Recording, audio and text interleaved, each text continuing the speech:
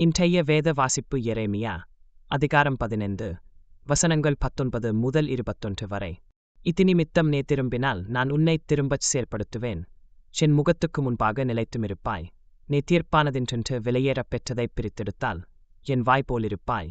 நீ அவர்களிடத்தில் திரும்பாமல் அவர்கள் உன்னிடத்தில் திரும்புவார்களாக என்று கர்த்தர் சொல்லுகிறார்.